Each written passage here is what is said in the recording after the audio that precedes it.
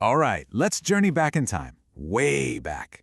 We're heading to the very beginning of English storytelling, to a time before England was even a thing. We're talking about the Anglo-Saxons, the people who really laid the foundation for the language we speak and told some of the most epic stories you've ever heard. So just try to imagine it for a second. No books, no internet, not even a printing press. You're in a smoky mead hall, there's a huge fire roaring, and a poet, they called him a scop, stands up to tell a story of heroes, monsters, and destiny. What did that actually sound like?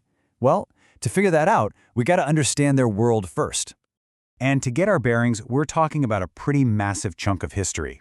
It all kicks off around 450 CE with the migration of Germanic tribes, runs all the way through the reign of amazing figures like King Alfred, and ends in 1066 with the Norman conquest. This whole era, this is the crucible where the English language was born. So, who exactly were these people? Well, before there was a unified England, you had these tribes of warriors, farmers, and poets who sailed across the North Sea, and they brought their culture, their beliefs, and most importantly, their language with them.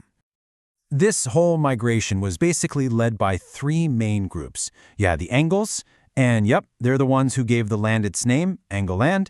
Then you had the Saxons, who set up some really powerful kingdoms, and finally, the Jutes.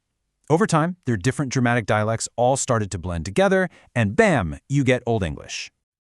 Now this is super important. Their stories weren't written down at first. They were performed. This was a spoken, oral tradition, built for a warrior culture that was all about heroes, achieving glory, and facing your destiny head-on.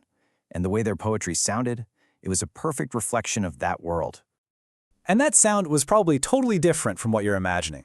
See, they didn't really use rhymes at the end of lines. Instead, the whole thing was driven by alliteration. That's the repetition of sounds at the beginning of words. Think of something like fierce foes fought furiously. That punchy, rhythmic quality. It's not just for show. It sounds like a drum beat or swords clashing. It was the perfect soundtrack for a warrior culture.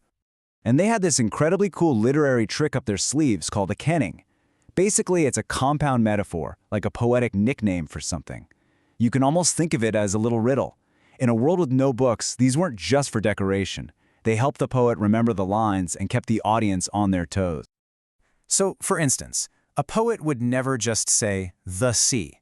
I mean, where's the fun in that? It's too simple. They wanted to paint a picture, create a powerful image that everyone in the hall could share. So, what did they say instead? They'd call it the whale road. How amazing is that? In just 2 words, you immediately see this vast, mysterious ocean, this highway for giant creatures. It's so creative, and it tells you so much about how they saw the world. And they did this for everything. Let's look at a few more, because they're just brilliant. Your body, that's your bone house. A sword flashing in battle, that's the battle light. And a good king, one who rewards his loyal warriors with treasure, he was known as the ring giver.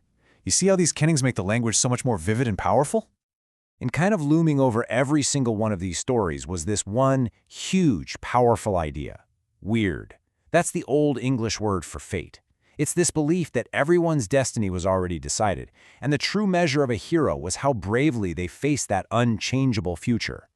Which, of course, brings us to the big one, the most famous story from this entire era, the epic poem Beowulf. It's really the ultimate Anglo-Saxon tale, and it has all the elements we've been talking about. The setup is a classic, right? You've got your larger-than-life hero, Beowulf. He has to face down a series of incredible monsters. There's the demon Grendel, his terrifying mother, and, for the grand finale, a massive dragon. But here's the thing. His goal isn't just to win. It's to win so spectacularly that his story, his fame, will make him immortal. But listen, if you just read Beowulf as a cool monster slaying adventure, you're kind of missing the point. The poem is so much deeper than that. It's a really profound look at good versus evil, what it means to be a good leader, and the melancholy idea that everything in life, even the greatest hero, eventually fades away. Now, for centuries, the poets telling these amazing stories were totally anonymous. We have no idea who they were. But then something big happens. Christianity spreads across England, and with it comes the written word. And once things start getting written down, well, authors start getting names. And you really can't overstate how revolutionary this shift from an oral to a written culture was. You have monks in monasteries who started writing down all the old pagan stories, but they also started creating totally new works. And for the very first time, they put their names on them. And get this, the very first English poet we know by name is a guy named Cadmon. The legend says he was just an ordinary, illiterate cowherd who was suddenly divinely inspired to sing beautiful poems praising God. His story is so important because it marks this huge turning point where English poetry starts to shift from tales of warriors to themes of Christian faith. Then you've got the Venerable Bede. This guy was an absolute genius, a monk and a scholar who wrote the ecclesiastical history of the English people. Honestly, without this book, we would know almost nothing about this period. He was the first person to really write a unified history of the English, basically inventing the whole idea of English history. And finally, you have to talk about King Alfred the Great. I mean, this guy was so much more than a king who fought off Vikings. He was a champion for education and for the English language itself.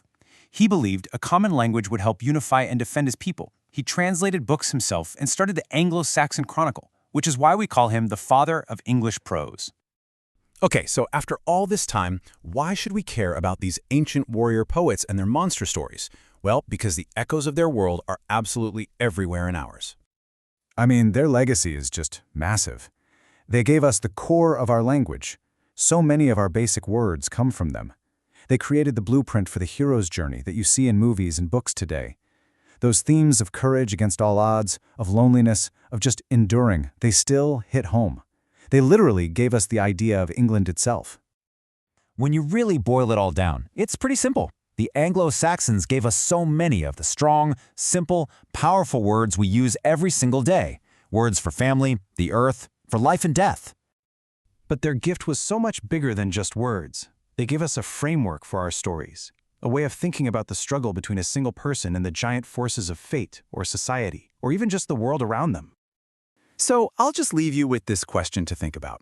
When you look at the stories we tell today, everything from superhero movies to epic fantasy novels, what parts of that ancient Anglo-Saxon story, of the hero, the monster, and that epic struggle against fate, what parts do you still see echoing in our world?